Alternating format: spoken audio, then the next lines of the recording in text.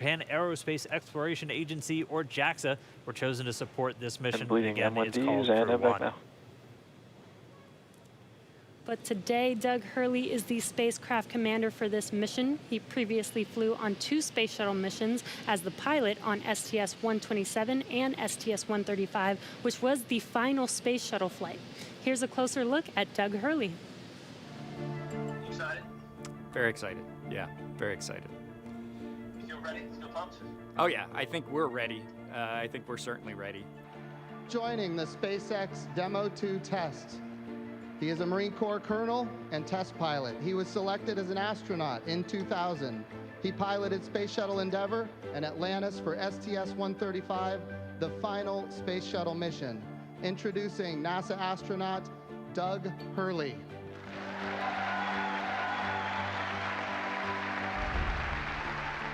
It's a life-changing process in so many ways to fly into space.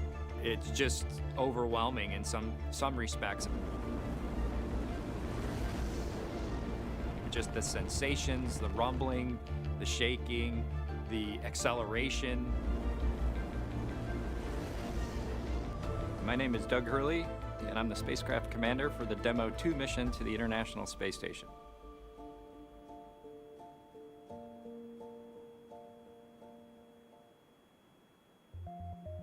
This will be the first time the Dragon had a crew on board, and so there's a myriad of objectives we want to achieve for this mission. What would work on orbit, what might not work on orbit, what would definitely work. To be able to just have the entire integrated team that's going to support us getting to and from space station, it was really neat being part of it. You know, we are the lucky ones that get to fly it, but we certainly not for 1 second take for granted the amount of effort that so many other people had to put into this to make it successful. For Doug personally, he's worked so hard, I mean, through his entire life, to get to where we are right now. As a test pilot, this would be the dream to fly a new vehicle. So it makes me so happy to see that he gets to be part of this mission, the spacecraft commander. I'm just glad to see his hard work and his dreams come true for that. It's been a long road in a lot of ways for not only us, but certainly for all the folks that work in the commercial crew program, as well as SpaceX in our case, just working to get to this point.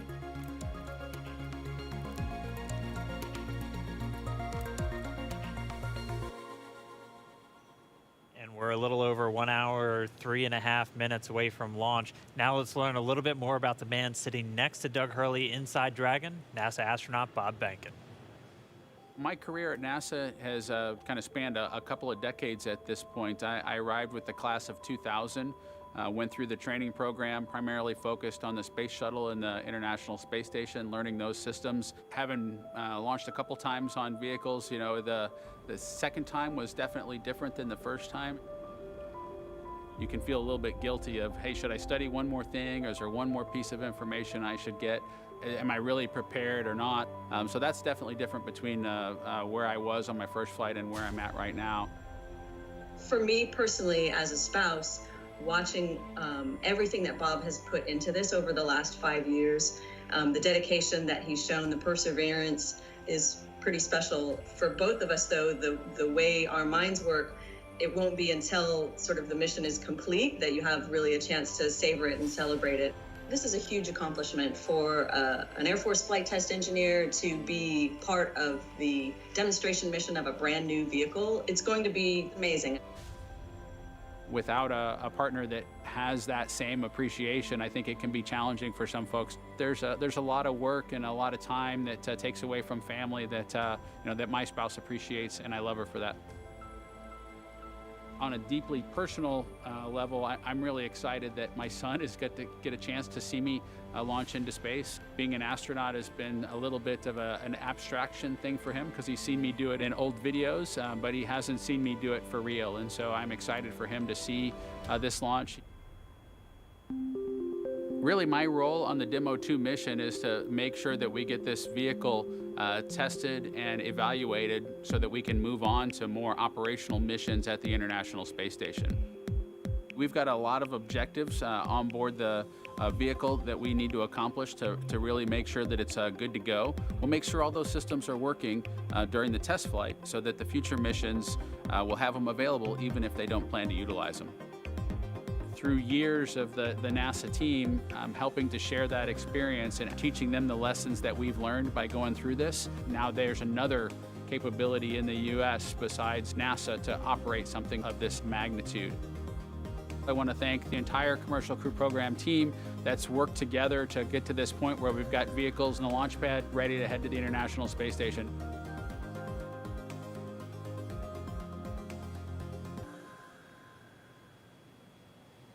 If we look even further into the not-so-distant future, flying on a mission to space will be an option for more people as SpaceX plans to also fly private astronauts on board Dragon.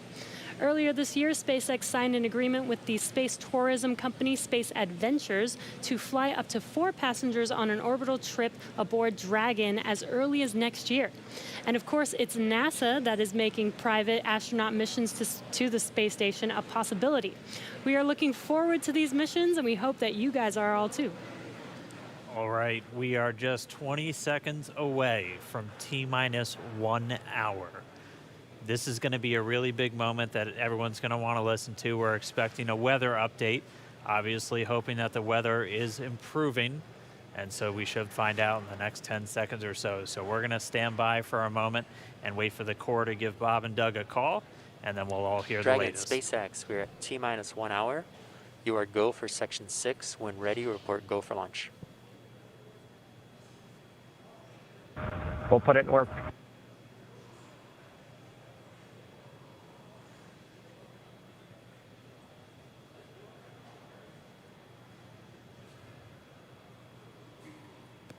And that right there was a call for the crew to refer to some of their procedures. They do some final checks. You can see them checking harnesses, checking helmets, just making sure that they're strapped in and ready to go. And once they're done with that, the crew will report their readiness for launch.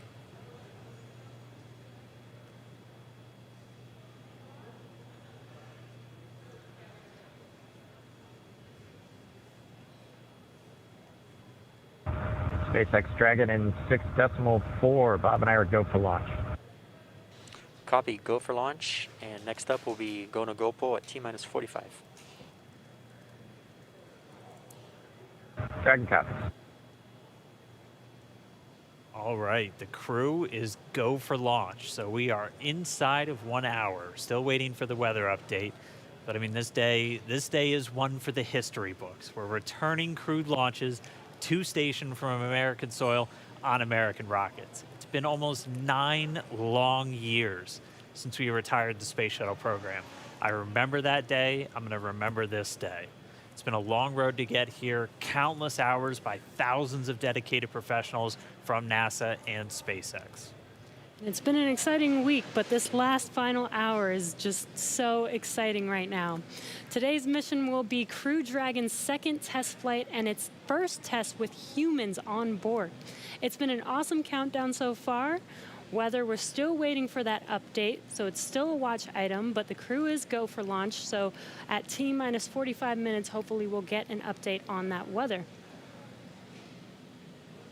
We've had a really clean countdown so far. It started with suit up just over 3 hours ago. The SpaceX team helping Bob and Doug put on their suits, conducting initial checkouts, including an initial pressure and leak check before they got to the actual walkout. And all of that done in that operations and checkout facility.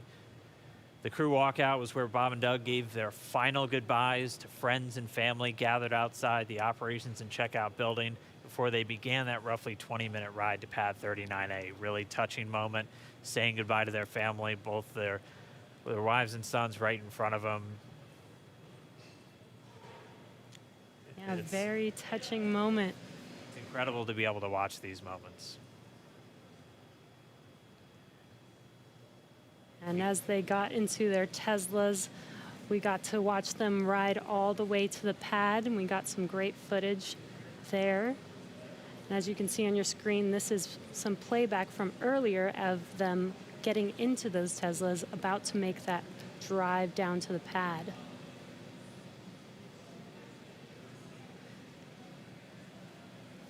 And once they got to the pad, they did take a minute to take in the sights, and they headed up the fixed service structure to begin the process called crew ingress, where Bob and Doug entered. And there you can see on your screen as they're coming through the crew access arm, entering the white room right before they are able to ingress into the vehicle there.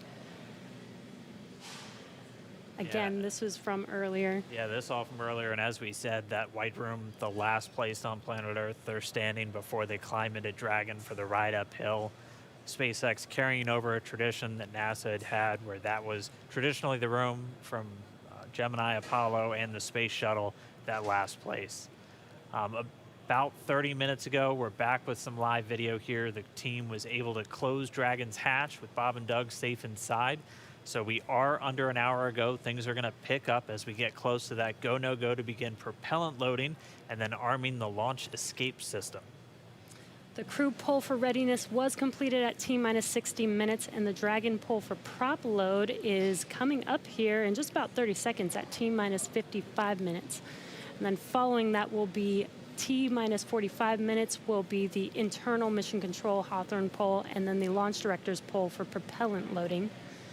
When we get to about T-minus 40 minutes, the crew access arm will retract, and Bob and Doug will get the call to close their visors and arm the launch escape system.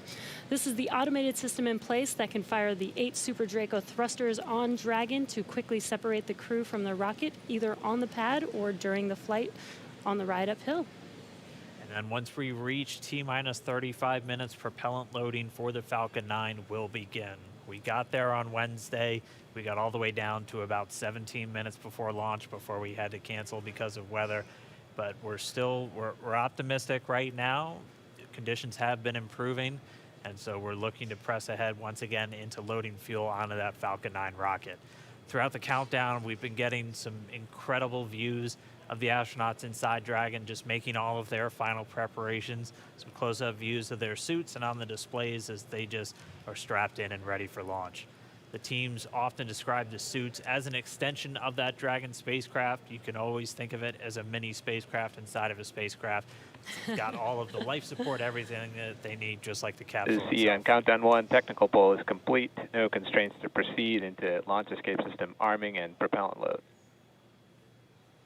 And there's that call out that the crew is ready. They are ready to load prop onto Dragon. So we are pushing forward towards T0.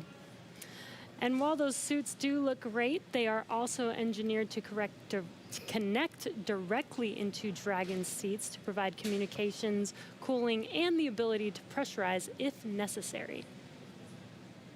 All right, well, we did get the call out that the technical teams on the ground are ready for launch escape arming and propellant loading. Again, things starting to pick up, things really starting to feel real. Let's jump down real quick to the team at Kennedy, see if you guys are just as excited. I can't sit still right now. It's starting to feel real. Yeah, it's hard to sit still in here, right, Leland? That rocket fuel going through my veins still. I know. It's so awesome when we see them sitting there in their suits. We're less than an hour away now. So far, things look like we might make it. We might make it.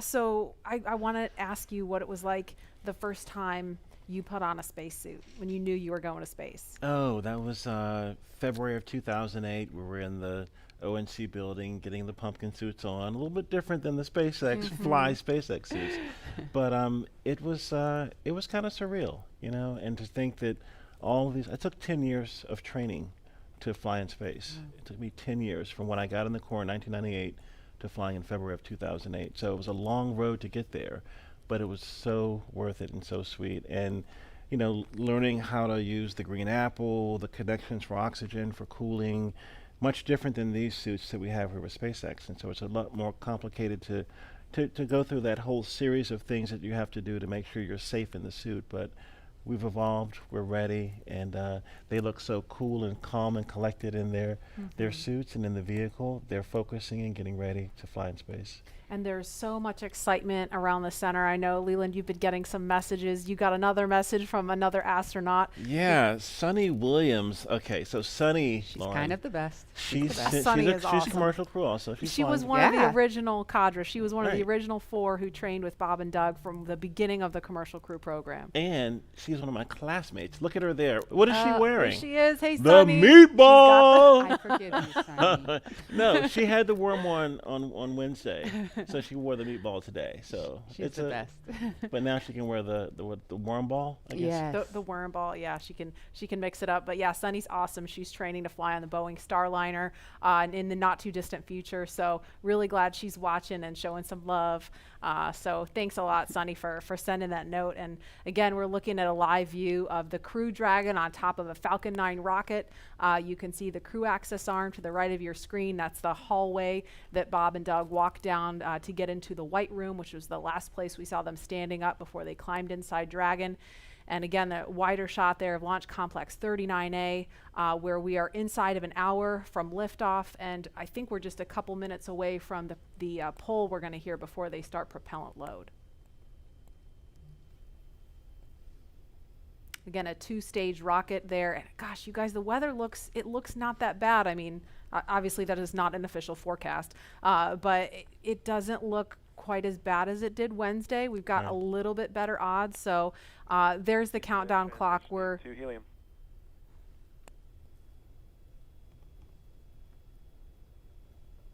going to pause to listen to that comm.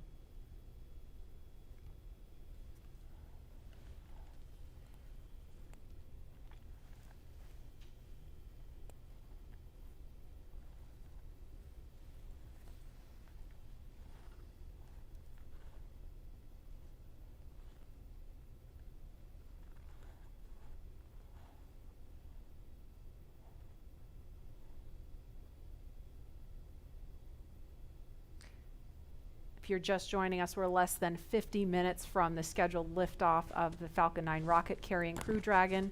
And if we start to hear any kind of update on weather or polling, we will pause to listen in for that.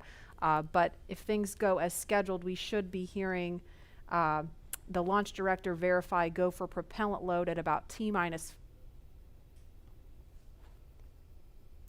45 minutes. So we're going to send it over to Hawthorne to carry the ball. John Insprucker or Jesse, are you there? This weather is go at this time.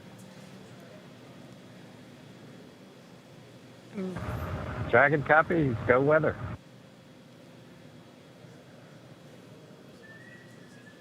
And there you heard that call out. So far, we have good weather. We are go for launch today. This is getting really exciting. I don't know about you, Dan, but my heart is beating pretty fast right now. Yeah, we've been waiting for those words since Wednesday. Oh, and yeah. we did hear a call to the crew, just in case you missed it, that they were only tracking one final weather constraint. It was the cumulus cloud rule. They were expecting it to clear up within 10 minutes, and it's cleared up now. So we are currently go on weather.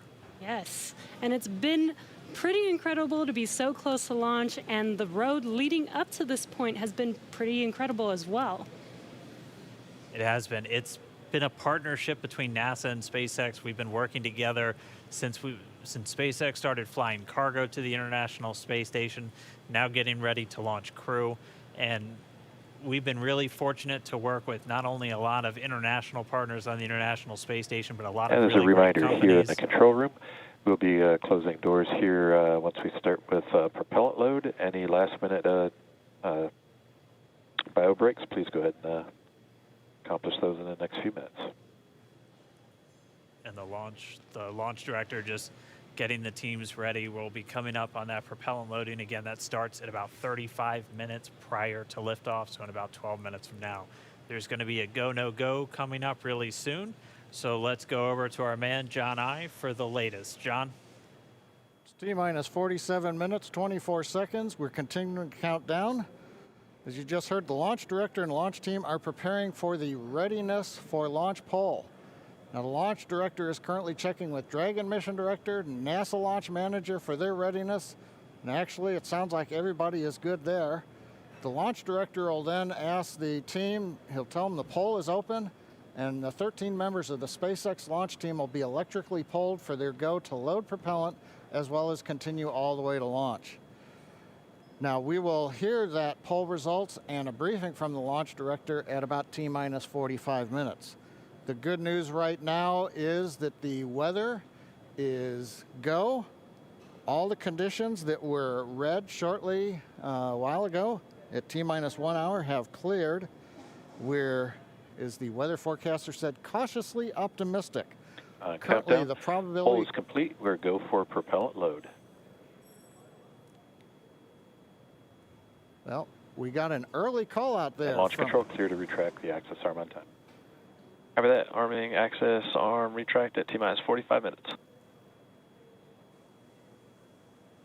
Got an early call from SpaceX launch director Mike Taylor that the poll is go. He also heard the direction T-minus 45 minutes to prepare for retract of the crew arm.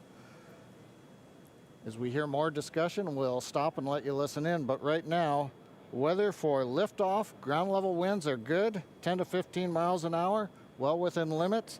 Upper altitude balloons show that conditions are acceptable. The red weather conditions have cleared up, the last one being cumulus clouds. And the probability of violation is set at 30% right now, so that's 70% chance of good weather.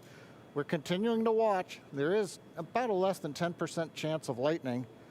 We're also watching the abort corridor off of the Atlantic coast. In case, for example, at stage separation, Dragon had to abort into the ocean.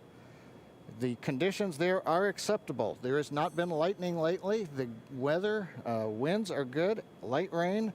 It is go, but NASA is going to continue to watch those conditions. T-minus 45 minutes and counting. Reminder on hold and launch escape protocol.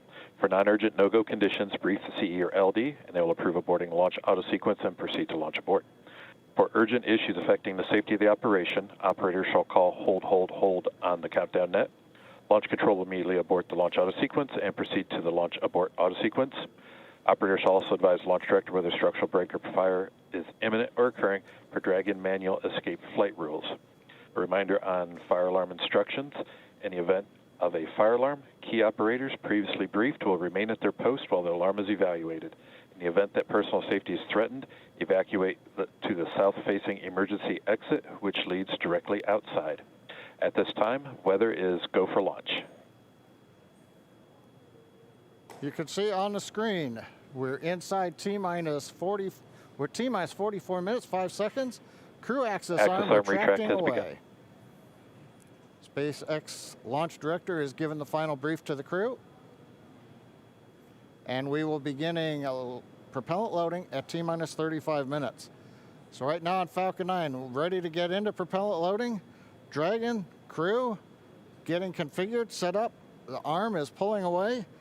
The range is go for launch. They continue to monitor the air and the sea space. Everything looks good. And we finally have gotten green across the board on the weather conditions, but we can't take a deep breath quite yet. We're going to have to watch the weather all the way down to T0, both here at Kennedy Space Center and out in the Atlantic in the abort zones. Now, earlier we saw many of you following the launch from the United States on our hotspot map. Now that we're inside an hour, we're seeing large numbers of folks logging on, tuning in from coast to coast and around the world. So we'd like to know, is this your first time watching a launch live, not counting Wednesday? And if not, how many have you seen before? Tell us using the hashtag LaunchAmerica from your favorite social media platform. And with that, at T-minus 42 minutes, 50 seconds, conditions are go, and we are counting down for an on-time launch. Let's send it back over to Kennedy Space Center as the action begins to pick up on the pad. Dragon, SpaceX, you are go for Section 7, close visors, and arm launch escape system. We will put Section 7 in work, visors come and close.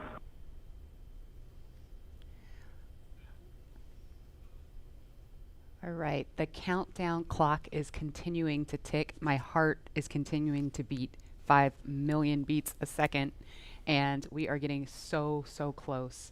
SpaceX Dragon in 7.2. Visors are closed. We're arming launch escape system. Copy. And as you just heard, the crew is arming the launch escape system. That is one of the absolute last big milestones prior to liftoff, other than nominal Falcon operations.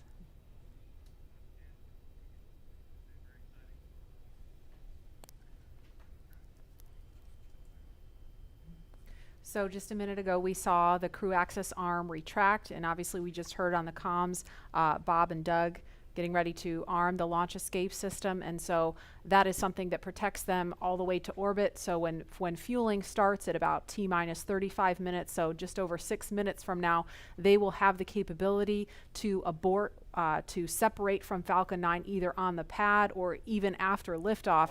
That's a critical safety capability.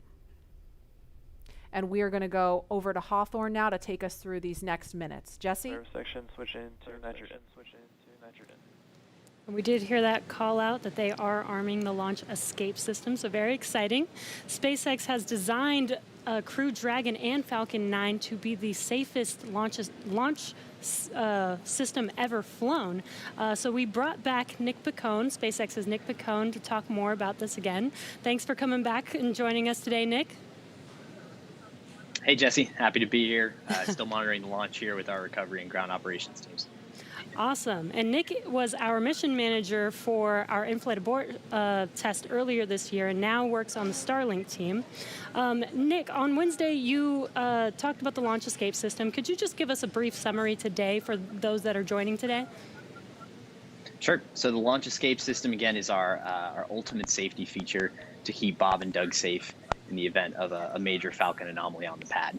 The system is designed to automatically fire if either vehicle detects a dangerous condition developing. And if that happens, Dragon will use its 8 Super Draco engines to push the capsule off and away to a safe distance away from this Falcon. This capability is absolutely critical. It's what keeps the crew safe, and we're now active and armed on the pad with it protecting the crew. And as you mentioned, the launch escape system allows the Dragon to separate and get away from the vehicle. I believe it goes into the ocean. What happens after it lands safely in the ocean? Correct. So for most of our failure modes, the successful end state is Dragon deploying parachutes, splashing down safely in the ocean. But since a launch escape can happen while the vehicle's on the pad or anywhere in flight up through orbit, it could be splashing down right off the coast of Cape Canaveral. It could be splashing down thousands of miles away in the North Atlantic. If that happens, to make sure we can get to Bob and Doug as quickly as possible, the Space Force's 45th Space Wing, Task Force 45, has pararescue teams staged and ready all around the world, ready to drop in and rescue Bob and Doug as soon as possible. And you mentioned that the launch escape system will keep them safe all the way up to orbit. What other options are there after Dragon is in orbit? Sure. So if for any reason we're unable to dock to the International Space Station, we have several pre-planned return trajectories, which will bring the capsule down to a splashdown point close to shore, where NASA and SpaceX recovery forces will be waiting to recover them. It'll look like an otherwise totally normal recovery operation, except for the early end of mission. This operation is something we're doing with one of 2 identical crew recovery ships. We do that because the landing sites, we want to maintain as much flexibility as possible. There could be changing weather conditions that bring down one site and leave the other one up. So we have those 2 identical ships, one in the Atlantic, one in the Gulf of Mexico. And our space operations team can redirect the spacecraft to go to whichever site is the safest option for the crew at that time. And with the vehicle, in almost any scenario, it sounds like the vehicle will land into the ocean. And it may look like a gentle landing into the ocean, but it's a pretty dynamic event happening. And you mentioned there are teams that are ready to go and rescue the vehicle and the astronauts on board. How do you prepare for something like that, especially with so many different scenarios that could happen? Sure. So we're lucky to have had about a decade of recovery experience with Cargo Dragon 1 in our previous trips to the International Space Station. That, along with our booster recovery missions, we've got a great team of recovery operators here who have a lot of offshore experience with our spacecraft. The system, though, that we took that experience, we built up a new crew recovery ship, 2 identical crew recovery ships, I should say, which have a lot of those lessons learned baked into the design of that ship and the operations. These new ships have complete medical facilities, an operational helipad, and redundant communications, power, and propulsion to make sure they're robust and ready for anything we encounter offshore. We've also done tons of training exercises with SpaceX team, the NASA team, and the rescue forces I mentioned earlier, practicing capsule recovery, emergency scenarios where we have to get the crew out of the capsule while they're still in the water, as well as those helicopter evacuations, taking off and landing from the pad many times so that we make sure the team is ready to do that. They're all staged and ready. They feel ready to support, and will be ready to call on us if anything goes wrong today. Awesome. It sounds like Bob and Doug are in some really good hands and will be safe no matter what occurs on the vehicle. So thank you, Nick, for joining us again, for walking us through all of those details. I hope you're just as excited as we are for a launch coming up here very, very shortly now. So we're going to send it over to KSC to Lauren. Thank you, Jesse. So as you just heard, fueling is about to begin at T-minus 35 minutes. We are about 50 seconds away from that. And so we're getting really, really close to the first launch of astronauts into orbit from American soil since 2011. The launch escape system is armed, which, as you know, happens before fueling. And Dragon propellant load, that's the propellants that are inside of the Dragon capsule, not the rocket. Prop load for Dragon took place weeks ago and just a few miles down the road in what we call Dragonland. And those propellants, they are MMH, or monomethyl hydrazine, which is the fuel that we use. It's hypergolic fuel. And NTO, or nitrogen tetroxide, that's the oxidizer. Those two come together and they ignite in space to propel the vehicle. You don't need that TTEB or a third thing to ignite because hypergolic propellants don't require it. You just need the fuel and the oxidizer. And as you just heard, propellant load has started on Falcon 9, and that's awesome. All right, so that bipropellant system feeds all of the engines on Dragon. So Dragon has 12 service section engines in each, so there's 3 in each quad, 3, 3, 3, and 3. Those are used for on-orbit maneuvering for Dragon. There's also 4 additional Dracos that are underneath the nose cone for large Delta V maneuvers that the vehicle will perform. But the engines that Nick Pacone was talking about earlier are Super Draco engines. We have 2 in each quad of the vehicle, so 8 total. And those are bigger engines with a high flow propellant system, and those are what lift Dragon off of Falcon 9 in the unlikely event of emergency that requires us to get off of Dragon, off of Falcon. Now, you probably remember, let's see, Mercury, Apollo, Soyuz, they have that big pointy tower on top. That's the launch escape system for those vehicles. It's actually just another rocket on top of the spaceship that lifts the vehicle off. In the case of Dragon, our escape system is integrated into the vehicle completely. And so that's just better from one less thing you have to jettison every single flight. But it also allows us to have escape capability from the pad before T0 all the way through to orbit. And so even if the very last minute, if we needed to get off of stage 2 while we're in space, we could actually escape to orbit. So yeah, that's the escape system for little baby Dragon here. Thanks, Lauren, and thanks for walking us through that, because I think it's really important that people understand that critical safety capability, and that's the whole point when we hear that launch escape system is armed. What that means is that in an instant, they can separate from Falcon 9, shoot up into the air, and they can splash down safely in the Atlantic Ocean under Dragon's parachutes. And it was designed to do that. So now that fueling is underway, it's been going on for about 2 minutes now. So they have that safety capability ready to go on standby in an instant if they need it. And so we want to go over to Hawthorne now for an operational update from John Insprucker. John? Fuel and stage 2 fuel, all flow rates tracking nominally.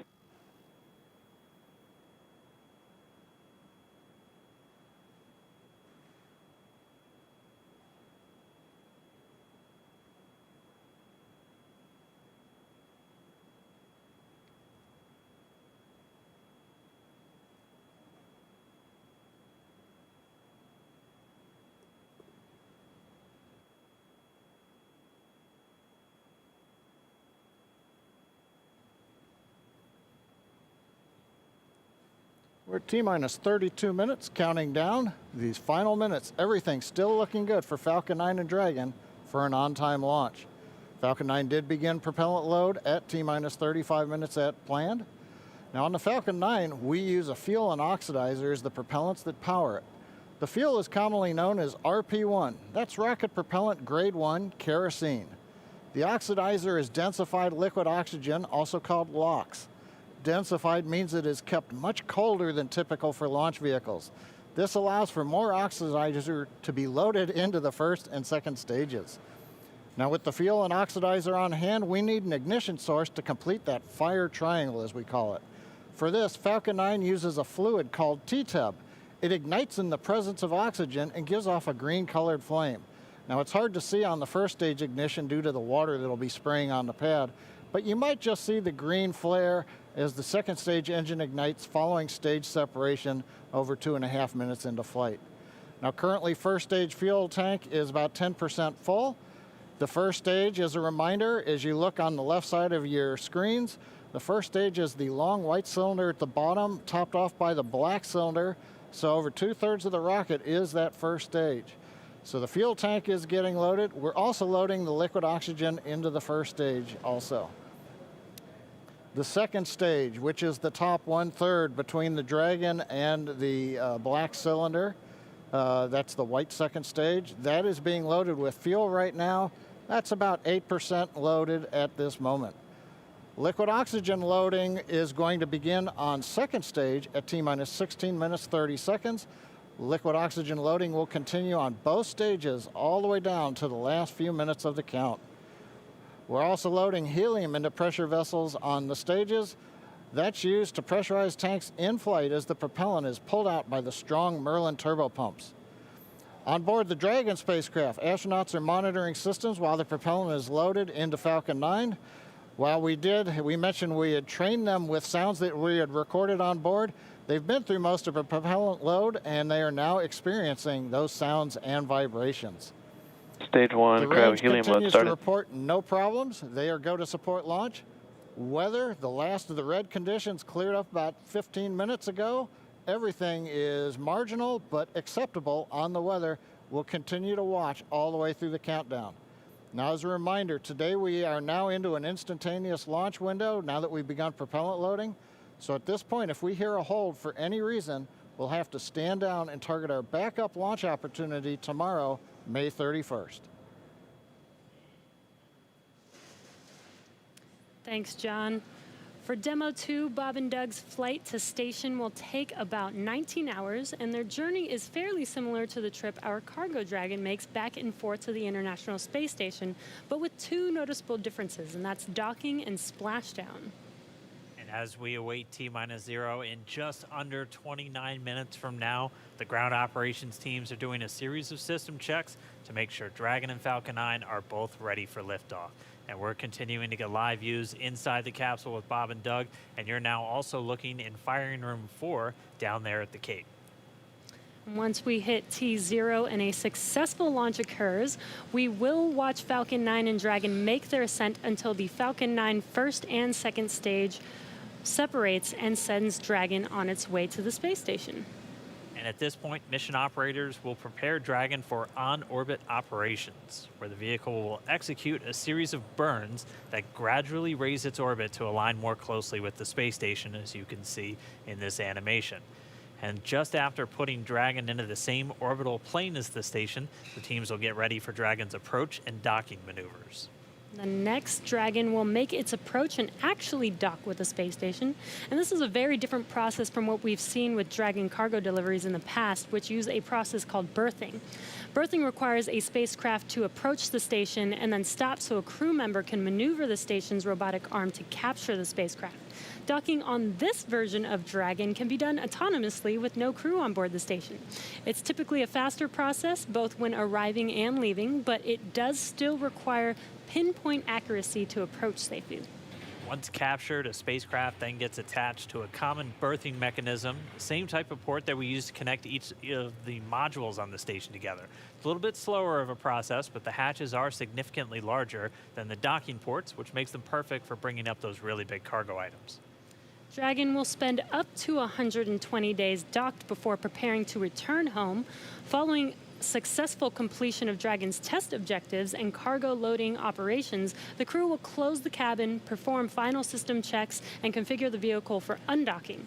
Once the automated undocking sequence is complete, Dragon will complete 2 departure burns using its Draco engines, pushing it away from the space station. And then next up on the trip, deorbit entry and landing, or splashdown, which is going to cover all the operations following that final departure maneuver. That's going to include events like the trunk separation, closing of the nose cone, a deorbit burn, and then eventually as they get into the atmosphere, the deployment of the drogue and the main parachutes, and all of that ends with splashdown right off the Florida coast. At that point, teams from SpaceX will move in with their recovery ship, grab the capsule out of the water, and work to get Bob and Doug out of Dragon after a successful mission in space. So we are 26 minutes away from launch. Fueling of Falcon 9 is continuing. Let's check in one more time down with the team at Kennedy. Murray? All right, thanks, Dan. We are so pumped right now because things have cleared up and it looks like we might actually do this today. If you're just joining us, we are now 25 minutes, 46 seconds and counting from the first launch of astronauts to the International Space Station from U.S. soil in 9 years. This will mark the beginning of a new era where more people will be able to fly to space than ever before. And we want to share with you the results of a poll we asked a little earlier. If you could go to the moon, now it's not where the astronauts are going today, they're going to the space station, but if you could go to the moon, would you rather visit the South Pole where no one has been before or the Apollo 11 landing site? And it was a pretty even split. We had 46% of you say you would go to the moon's South Pole, and 54% of you would go to the Apollo 11 landing site. I kind of side with the Apollo 11 landing site because I'm a history buff and I want to see where Neil Armstrong and Buzz Aldrin set foot. So I don't know. What do you guys think? Lauren, which place would you go? I'm with you on that one. And I would love to go see that flag there and those footsteps, those footprints there. Still be there, right? There's no wind there. Should still be there. Leland, how about you? I think I'm with both of you because it's just like, you know, the meatball, you know, the classic. Yeah. Going to the classic spot. And that's where all of it started. That's where all that inspiration came, even though I was an antenna engineer not seeing it. But besides that, that's history. And hopefully maybe it wouldn't have to be one or the other. That's true. Exactly. Yeah. I mean, we're going to learn more from going where we've never been before. Exactly. And so we need to go to the South Pole too. And we are thrilled to see all of you following along online. Thank you for answering our poll. And we're going to go over to Tahira, who's been monitoring all the action with less than 25 minutes to go. Tahira, I'm sure things are heating up online.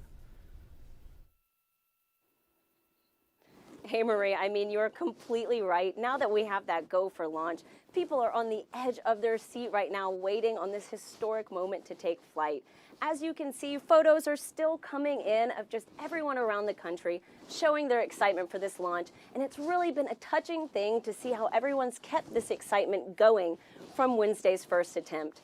So we just took a look at numbers, and we are now over 3 million people tuning in for this historic launch. And so for me personally, I just want to wish Bob and Doug the best of luck. This will be my own first time watching humans lift off to space from the United States, and it's just going to be a super emotional moment. For that, Marie, back to you at Kennedy for these last minutes before launch. All right, thanks, Tahira. And Leland, we got 23 minutes and some change to go. What do you think Bob and Doug are feeling right now? I think, you know, they're very calm, cool, and collected as test pilots, but I think they're thinking about what are the steps that I have to take if a malfunction or something happens. And so the nominal stuff is all kind of automated, but if something happens where they have to intervene with those touch screens, that's what they're thinking.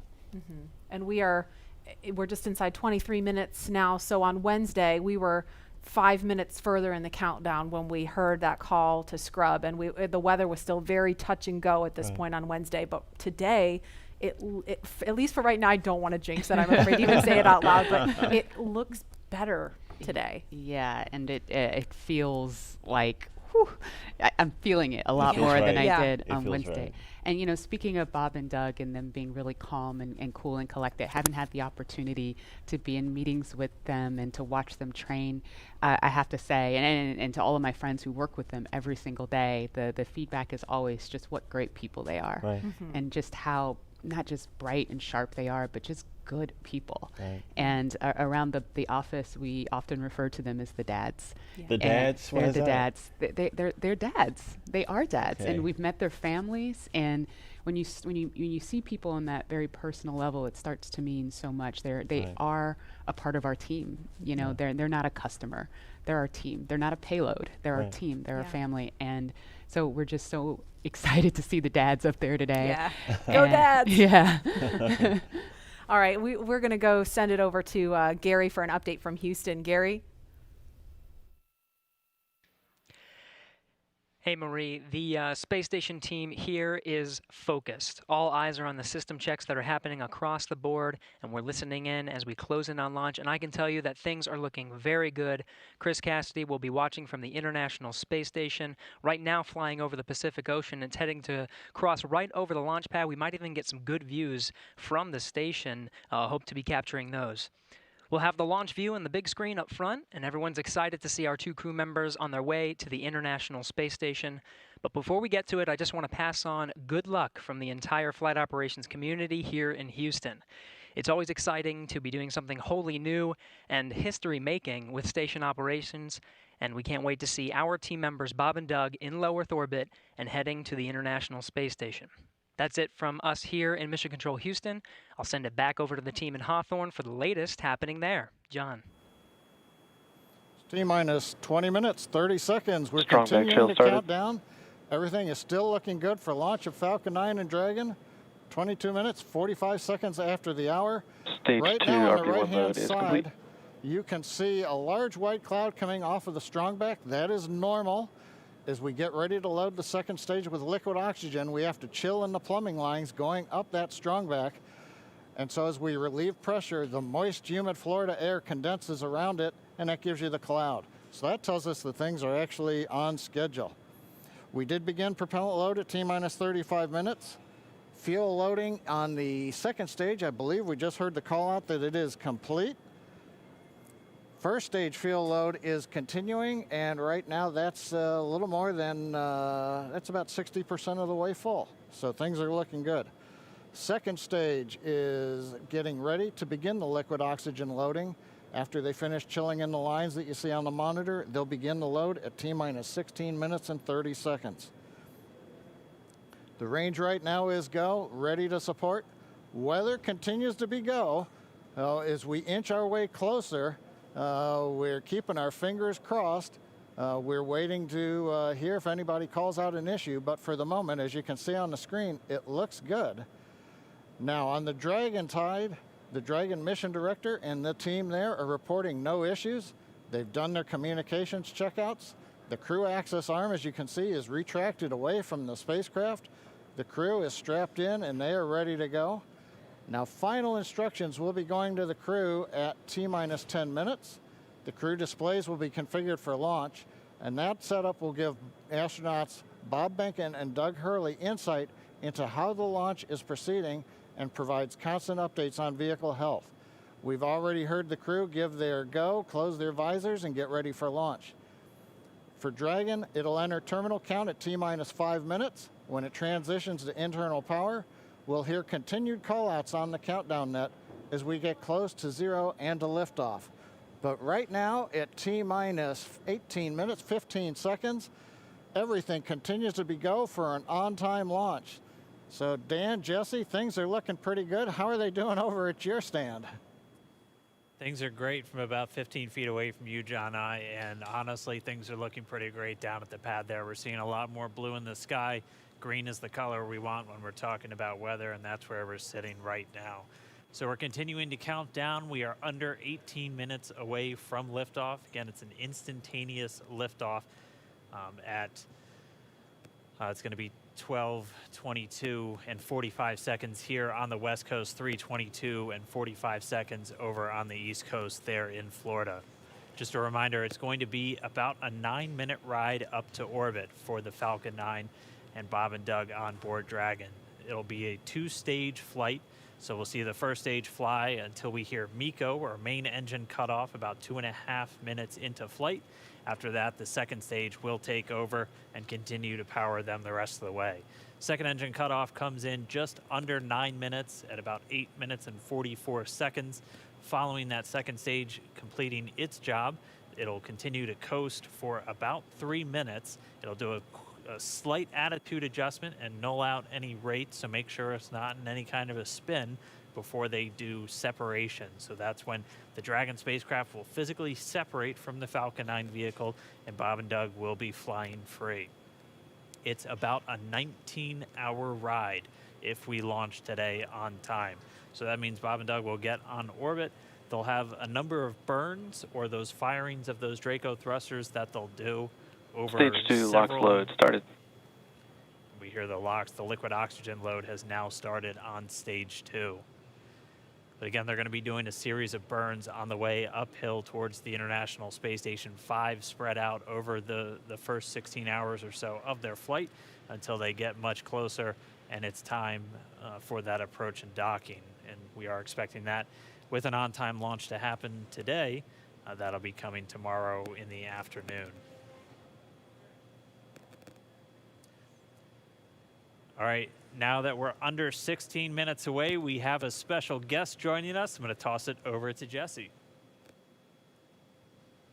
We are T-minus 15 minutes and 45 seconds from liftoff of our second demonstration mission today, and we have the honor of having SpaceX's President and COO, Gwen Shotwell, join us. Thanks, Gwen, for coming out and taking a few minutes to chat with us. Thanks, Jesse. We know you've been on console. How's the countdown been going so far in there? Countdown is clean today, just like it was Wednesday. We did clear the weather hurdles sooner than we did on Wednesday. And the only thing we're watching right now is downrange weather and lightning at the staging location. Of course. But we will clear that hurdle at T-minus 7 minutes. Awesome, great, very exciting. Now I'm going to throw it back to 2012 because you were on console for Dragon when it was first making its way to the space station. How does that experience compare to today? Stage 2 LOX is on the DPs So and I was nervous then. I stopped getting nervous for launches. Today I'm nervous again. Super nervous, stomach and throat. Understandable. No, it's a fantastic day today. I'm really excited. The team is pulled together. It's such a professional operation. And when I say team, by the way, I mean SpaceX and NASA. These folks have been working incredibly hard and have done a fantastic job. Yes, and we are all so excited. And we know that you have to get back inside of Mission Control, but is there anything that you wanted to say before liftoff to NASA and SpaceX? Well, I want to thank NASA, of course, for their generosity and their help with getting to this place. I want to thank all the SpaceXers who have come together to make this moment in history. And I want to thank Elon for hiring me. We thank Elon for hiring you as well. Thank you so much for joining us. We'll let you get back to Mission Control. And good luck with launch today. Thanks, Jesse. And Godspeed, Bob and Doug. Well, we are so excited. We are just a few minutes away from countdown. So we are going to turn it over to Dan and John for the final minutes in terminal count. Take it away, John. T-minus 13 minutes, 30 seconds, continuing to count down. We're continuing to load fuel onto the first stage. That should finish up in just about 6 minutes. Fuel is completely loaded on the second stage. That's closed out. And we are continuing to load liquid oxygen on both the first and second stage. The liquid oxygen load beginning on the second stage just about 3.5 minutes ago. We are also loading cryogenic helium into the storage vessels on the first and second stage, getting in the last little bits of helium when we keep it cryogenic, cold and liquefied. That gets us, just like we do with liquid oxygen, the maximum amount into the storage volume so that we can get the most performance out of the vehicle. Right now, we are in a fairly quiet state on the vehicle. Ground pumps continuing to put the propellant in to first and second stages. Next significant issue callouts that we're going to hear will probably be inside the T-minus 10 minutes when they talk to the crew. We'll listen for that. But at the